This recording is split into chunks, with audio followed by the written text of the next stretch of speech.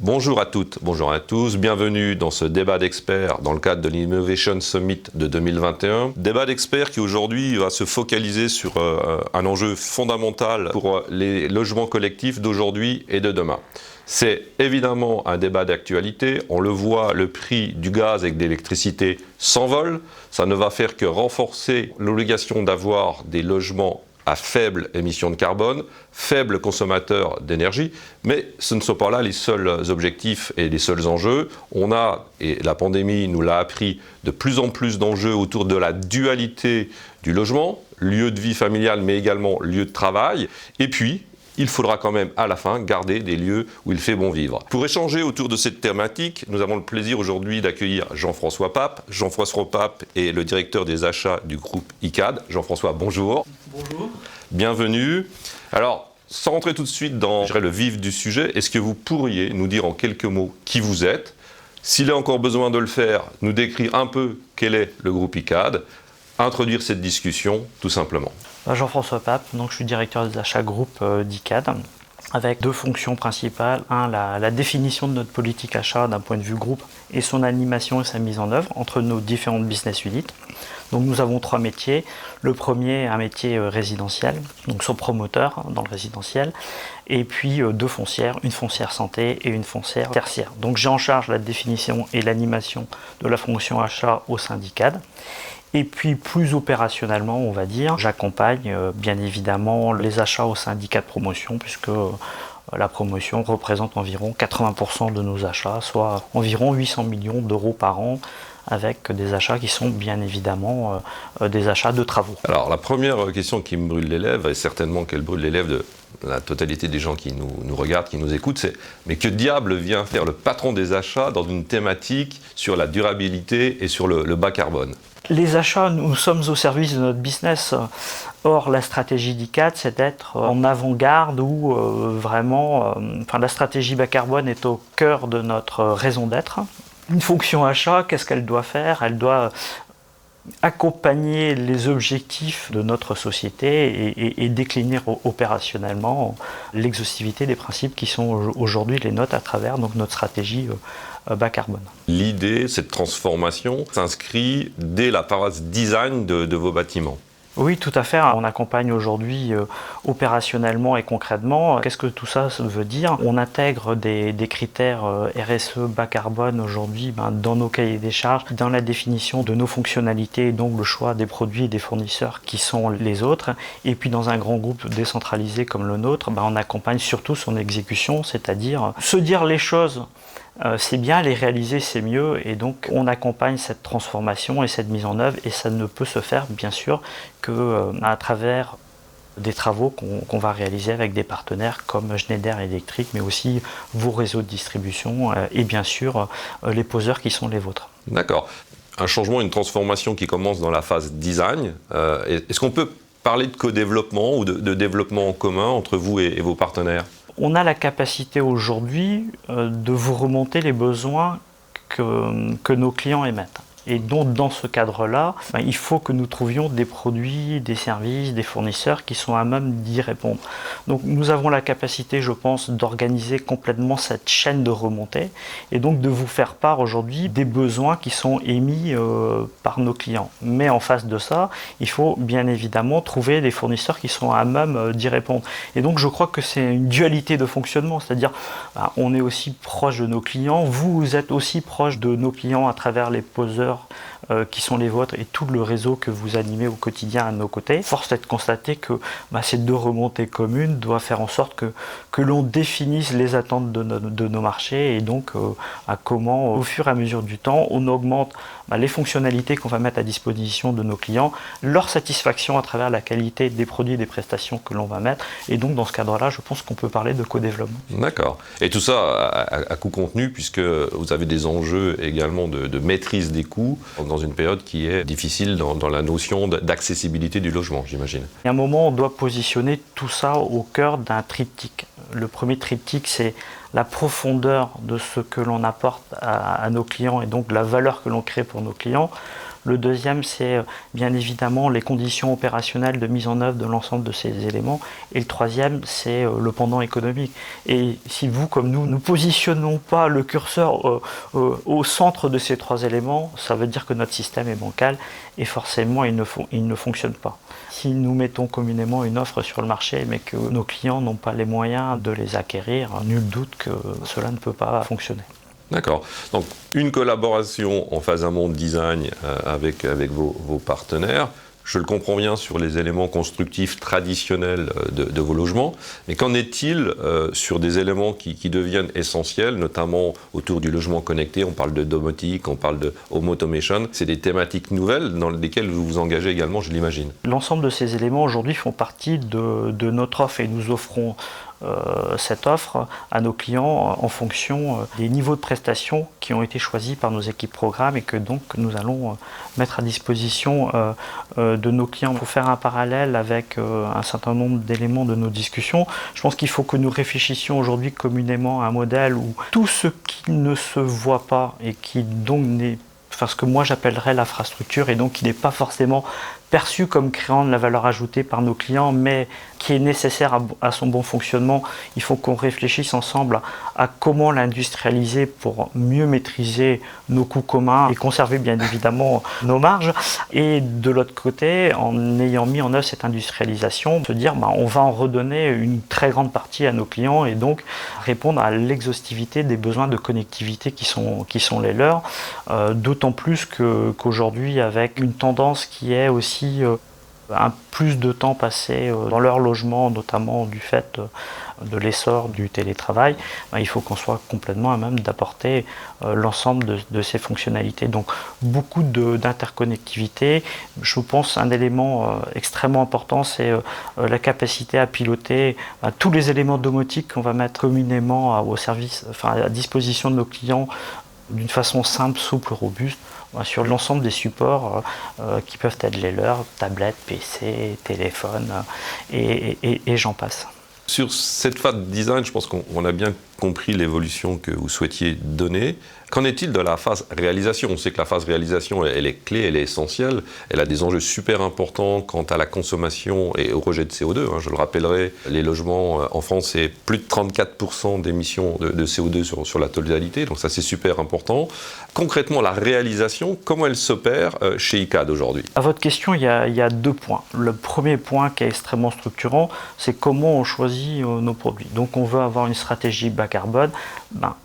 Cette stratégie, elle se met en place dès le démarrage quand on choisit nos produits. Donc on est extrêmement aujourd'hui précautionneux sur le choix des produits des fournisseurs qui vont nous accompagner, avec une attention bien particulière aujourd'hui et un poids très important dans nos choix, d'où sont fabriqués les produits, où ils sont intégrés, et les performances de ces produits. Donc il y a deux éléments, il y a la performance de ces produits et puis où ils sont assemblés, comment ils arrivent quelque part chez nous dans le cadre de nos réalisations et de logements et donc la maîtrise de l'impact carbone que cela peut mettre en œuvre. Donc ça fait partie des éléments cruciaux lors de notre phase de cahier des charges. Le deuxième élément, c'est bien évidemment les équipes poseuses qui vont intervenir chez nous. Et d'une façon générale, nous n'avons pas besoin d'inventer une belle histoire, puisque notre marché fournisseur, nous avons la chance qu'il soit local. Le fameux plombier de Marseille n'intervient peu ou prou jamais à Toulouse. Le poseur domotique qui est à Toulouse n'intervient peu ou prou jamais à Marseille. Et c'est vrai que nous avons fait d'une façon extrêmement pointue cette étude et aujourd'hui on sait que 80% de nos achats sont locaux. Donc si on a une forte exigence sur les performances qui sont les nôtres dans les produits qu'on choisit, une vraie traçabilité sur, d'une façon générale, où sont produits intégrés ces produits et nous savons que nos poseurs sont bien évidemment régionaux et donc il y a un impact impact non seulement sur le volet bas carbone, mais aussi sur quelque chose qui, je pense, qui est aujourd'hui fondamental dans la belle histoire qu'on essaye tous de se raconter, mais qui existe dans notre marché. Quand vous faites travailler une entreprise locale, un distributeur local, un poseur local, bien évidemment, vous créez de la valeur dans le tissu local qui est aujourd'hui celui du programme, et donc là où nous construisons. Et donc dans ce cadre-là, je pense qu'on répond en très grande partie, en tout cas, aux objectifs que l'on se fixe. Alors tout ça, bien sûr, c'est de l'amélioration continue. Et pour répondre, je pense, au deuxième pan de votre question, en tout cas, ce qu'elle sous-entendait, c'est vrai qu'à travers la relation qui est la nôtre, à travers la relation que l'on peut avoir aussi avec les distributeurs qui sont les vôtres, il faut que l'on travaille à identifier aujourd'hui qui sont les bons poseurs, parce qu'ils sont difficiles à trouver. Donc il faut aussi bien les rémunérer pour qu'ils aient envie de travailler pour nous, plus que pour nos concurrents. Et sachant que ces poseurs, ils sont fondamentaux, parce qu'à partir du moment où on choisit les bons poseurs, on va avoir des produits qu'on va mettre à disposition et des services à nos clients avec un niveau de qualité qui va être perçu. À travers la qualité que l'on fournit à nos clients, c'est notre réputation derrière. Et nous avons d'excellents commerciaux, mais nos meilleurs commerciaux, c'est la satisfaction de nos clients. Et le bouche à oreille. Et le bouche à oreille, bien évidemment.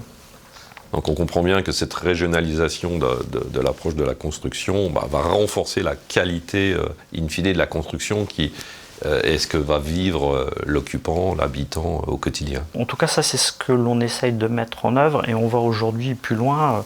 On a eu l'occasion d'évoquer ensemble qu'on avait, il y a maintenant quelques semaines, créé une filiale qui s'appelle Urbain des Bois, donc qui va être dédiée justement à cette construction bas carbone. Donc l'identification des meilleurs produits, des meilleurs fournisseurs pour répondre à ces objectifs, avec cette notion de régionalité qui va être très très forte, puisque exemple, quand on va mettre en place une infrastructure bois, on va aller sourcer le bois que l'on va pouvoir mettre en œuvre au plus près du programme qui est le nôtre, toujours dans cet objectif bas carbone qui sont les nôtres.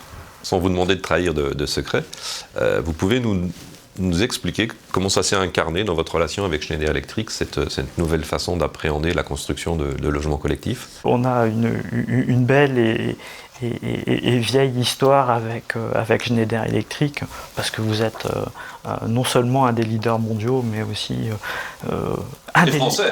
français et un des leaders, j'allais y venir, régionaux à travers tout le réseau de distribution et de poseurs et d'entreprises partenaires qui sont les vôtres. Notre histoire, elle existe depuis déjà bien longtemps. Et puis, on le voit aujourd'hui, notamment sur le volet domotique. Voilà, on a eu le plaisir de mettre en œuvre ce que l'on avait co-défini ensemble. Et j'ai en tête, par exemple, le programme que nous avons réalisé communément à Toulon, qui s'appelle les voiles blanches, où il y a eu quand même un travail commun qui a été extrêmement important dans la définition du juste besoin client, et on peut considérer qu'aujourd'hui la satisfaction client et les témoignages que l'on a reçus ont fait que ça a été un vrai succès, donc sur le volet classique appareillage, mais surtout sur le volet domotique. Donc ça, c'est le premier volet. C'est pas à travers ma présence qu'on commence à travailler ensemble. On travaille naturellement ensemble depuis plusieurs années, mais c'est vrai qu'aujourd'hui, avec vos équipes, on a cette réflexion pour moi qui est fondamentale. C'est quelque part, le monde est de plus en plus connecté, il y a de plus en plus de domotique, et donc il faut qu'on offre de plus en plus de services. Alors, comme on disait précédemment, tout cela a un coût, et donc aujourd'hui, on a une réflexion extrêmement forte avec vos équipes en disant, on travaille ensemble pour standardiser et uniformiser tout ce qui ne se voit pas, pour pouvoir dégager les marges de manœuvre et offrir le maximum de services à nos clients. Je voudrais qu'on reste une seconde sur cette thématique de la domotique, du logement connecté, qui est quand même nouvelle pour nous tous. Comment on peut imaginer, faire en sorte qu'ensemble, on continue à améliorer l'expérience des habitants, des logements, sur l'aspect digital qui, une fois de plus, évolue régulièrement? Comment on pourrait imaginer ça? On se voit régulièrement, et un petit point complémentaire par rapport à ce que je vous disais tout à l'heure, c'est que nous, on est capable de retracer l'expérience et les demandes clients Mais vous, en tant qu'un des grands leaders mondiaux, vous avez bien évidemment à nous nourrir de ces évolutions. Et nous, notre objectif, c'est de l'intégrer mieux, plus vite que nos concurrents. Donc ça, j'ai envie de dire que c'est naturellement votre raison d'être, et un acheteur qui n'est pas curieux n'a rien à faire à la direction des achats. Donc moi, toutes vos nouvelles fonctionnalités, toutes vos réflexions, il faut qu'on voit si nous sommes à même de les intégrer. Ensuite, je pense qu'il y a un élément extrêmement fondamental qui est l'exécution de tout ça et le fonctionnement avec nos clients. Or, les clients finaux, ce sont les nôtres, et c'est vrai qu'on pourrait envisager de structurer cette information et d'organiser cette remontée. C'est-à-dire que notre satisfaction client, comme je le disais auparavant, ce sont nos clients. Parfois, ils ont des remarques, et ces remarques, ces demandes, aujourd'hui, nous les pilotons et nous organisons leur remontée et leur chaîne de traitement. Donc c'est vrai qu'on pourrait vous associer à la remontée de cette chaîne et la compréhension de cette chaîne et dire, au-delà de ce que ça veut dire chez un promoteur, qu'est-ce que ça veut dire aussi chez un fabricant, qu'est-ce que ça veut dire chez les distributeurs qui sont les vôtres, qu'est-ce que ça veut dire chez le réseau de poseurs que vous avez aussi certifiés, qui sont les entreprises avec qui on contracte, et de remonter cette chaîne sur deux volets, la chaîne de fonctionnalité et la chaîne de qualité, pour pouvoir augmenter et la satisfaction et je pense aussi la fourniture de services complémentaires. Donc j'ai envie de vous dire que cette chaîne aujourd'hui, on la maîtrise. Notre rôle, ce n'est pas de la garder pour nous, c'est de la partager avec vous, parce que si on ne la partage pas avec vous, on n'améliorera pas la satisfaction d'une façon générale. Non, mais je pense que là, on est sur un point qui est super important et nouveau, qui est en fait de continuer ensemble à travailler. Vous l'avez évoqué, vous avez utilisé le terme de service, des services qu'on va pouvoir apporter à l'habitant, et à ce titre-là, tout ce qui est connectivité, digitalisation est une source de services communs qu'on peut imaginer tout au long du cycle de vie du bâtiment. Et même au-delà, sur sa phase d'exploitation, puisque dans les choix que l'on fait, on a toujours cette vision de coût total de possession, parce que la construction a un impact, mais l'exploitation en a un beaucoup plus important, puisque le bâtiment il dure un certain nombre d'années. Tout à fait. Alors, à ce stade de notre débat d'experts, et avant de vous laisser un peu de temps pour une expression un peu libre, je vais reprendre mes petites notes sur ce que nous sommes dit, et juste pour voir si j'ai bien compris tous vos enjeux, et corrigez-moi si je me trompe. Les enjeux d'ICAD aujourd'hui, c'est déjà la rareté du foncier, c'est également l'objectif de fabriquer à coût contenu, l'intégration de nouvelles fonctionnalités autour du digital, de la domotique, et puis ce qui est fondamental et sur lequel vous appuyez, y compris dans le cadre d'un programme stratégique qui s'appelle Low Carbon by ICAD, c'est la maîtrise des émissions de CO2 sur toute la chaîne de design et de fabrication qui s'implémente de façon régionale. Ce qu'on découvre aussi ensemble, c'est que la collaboration ne va plus s'arrêter au moment où on livre les clés du logement, mais qu'elle peut se poursuivre dans l'apport de services, dans l'intérêt de la vie de l'occupant sur toute la vie du bâtiment. Et pour ça ne fait que renforcer l'intérêt de travailler conjointement ensemble sur ces thématiques-là. Alors, est-ce que j'ai bien résumé? Est-ce qu'il y a des choses que vous voudriez ajouter? Effectivement, il y a plusieurs points fondamentaux. Le premier, c'est la stratégie bas carbone qui est la nôtre, et ça passe par des partenariats extrêmement structurés sur lesquels nous sommes capables communément de donner de la visibilité sur les performances et l'origine de ce que l'on achète. Je pense que c'est extrêmement fondamental. Deuxièmement, c'est effectivement la chaîne de valeur et la valeur ajoutée commune que l'on apporte à nos clients finaux à travers les usages et la connectivité, la digitalisation. Et je pense que c'est un des éléments aujourd'hui fondamentaux pour l'ensemble des générations, la capacité à piloter son chauffage sur tous les supports, la capacité à piloter volet, store de tous les supports, c'est indéniablement de la valeur ajoutée. La capacité à créer peut-être plus des choses qu'on voyait dans le tertiaire, mais peut-être qui vont se généraliser aujourd'hui dans le résidentiel, créer des espaces lumineux en fonction de l'usage dans lequel nous sommes, un repas en famille, au travail, à domicile, ce sont des éléments fondamentaux. Troisième élément pour conclure, c'est on a une mission collectif, mais comme je le disais, je me répète un peu, on a la chance que c'est notre marché fournisseur, c'est que à travers nos programmes et l'intégration de tous vos produits, on fait vivre réellement une chaîne de valeur, et ces chaînes de valeur, ce sont des entreprises et des entreprises locales, et à travers la mise en œuvre des programmes qui sont les nôtres, on fait vivre indirectement un tissu local, et je pense que c'est un des maillons essentiels des objectifs qu'on peut se fixer communément. Jean-François, merci pour votre passion, pour le partage de toutes ces choses importantes, une fois de plus qui structurent notre partenariat, mais qui structurent aussi ce que va être demain la réalisation de logements bas carbone. Une fois de plus, ensemble, je pense que nous allons arriver à faire des bâtiments où il fera bon vivre, comme on aime dire chez ICAD, mais également avec les émissions carbone les plus basses possibles. J'espère que, tout comme nous, tout comme moi, vous aurez pris du plaisir à partager cette thématique importante, prégnante, et qui le sera de plus en plus dans les années à venir. Merci Jean-François. Merci à vous.